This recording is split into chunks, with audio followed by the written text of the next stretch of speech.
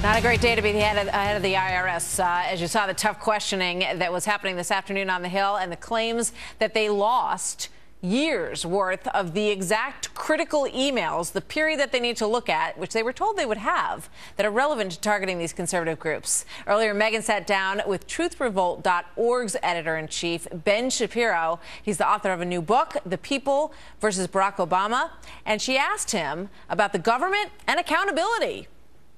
Ben, good to see you. Hey, thanks for having me. And so this is, I mean, you know, the only reason that this investigation moved forward is because there was such outrage on both sides, Democrats and Republicans. And now suddenly, as people have stopped paying attention, the Democrats are not as outraged. The president says there's not a smidgen of corruption, and his IRS employees are telling us, whoops, we're sorry, we lost basically all of the evidence that you need to prove your case against me. I thought the best part of the IRS emails was the part where it said, P.S., this message will self-destruct in 5 seconds, right? I mean, it is amazing how these emails have just disappeared, and we're all supposed to believe that. But the truth is that this is sort of, it's a Mafia-esque organization. I mean, the Obama administration and the executive branch in general have become a situation where you have basically somebody at the top who issues blanket statements, and then somebody at the lower level just kind of goes ahead and does exactly what it is that he wants. There never has to be a direct order. The president doesn't have to order Lois Lerner to crack down on conservative groups. All he has to do is go out there and talk about how terrible conservative groups are, and you have to have Democratic senators write a few letters to the IRS, and then, lo and behold, the IRS does exactly what it is that he wants. Then the president expresses outrage, and then time goes by, and they all turn into phony scandals. That's okay. So I mean, I see your point. You don't mean that the president is running a mafia, but you mean like in the mafia, the mob boss doesn't go up to the capo, the hit guy, right, exactly, and say like, this is the one. He just sort of says, gee, Ben's becoming a bit of a problem for me. You know, I don't really like Ben so much anymore. And before you know it, not good for Ben. Exactly. It's Henry II and Thomas Becket. Well, no one rid me of this troublesome priest, right? And then somebody kind of rids him of the troublesome priest. That's your Harvard education coming.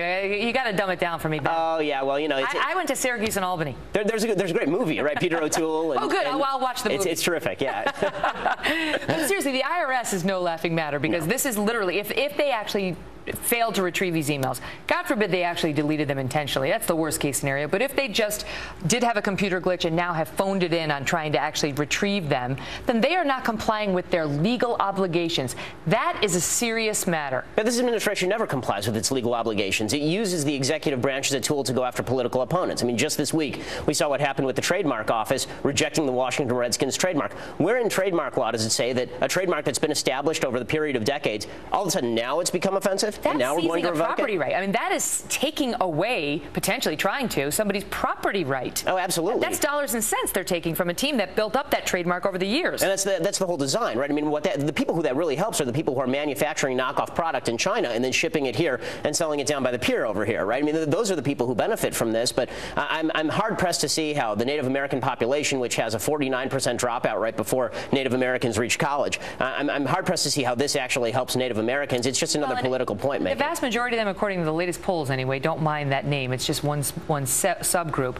Let me ask you this, because you write in your book about media lapdogs that allow this to happen. How important is that to some of these scandals perpetuating, you know, going on without accountability in some cases? Well, the problem is that the media also has a very short attention span. So when George W. Bush, who they hated, was the president, then all these scandals lasted for the duration of his administration. When it's President Obama, it feels, I mean, honestly, as a conservative, it feels like it's a scandal a month. And then every so often, President Obama decides to replace one scandal with another. The media loses interest. 2 years later, we're still asking the same questions. And then we're told, well, dude, that happened 2 years ago, right? Literally. Tommy Vietor, literally, he said that about Benghazi. Whenever there's a scandal, the time goes by, and we're supposed to kind of let that go. And the truth is that the policing organization here, the organization that was supposed to make sure criminality doesn't happen, is led by probably the worst criminal in the administration, Eric Holder, right, who's actually been held in contempt by Congress. Harsh words. Well, he is a criminal. I mean, he's been held in contempt by Congress. He doesn't care about that. He's essentially obstructed justice on multiple cases, ranging from Fast and Furious to the DOJ investigation of reporters,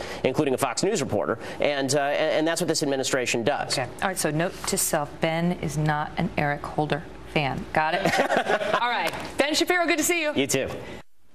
A lot in there. Tell us what you think about that. Go to facebook.com/The Kelly File.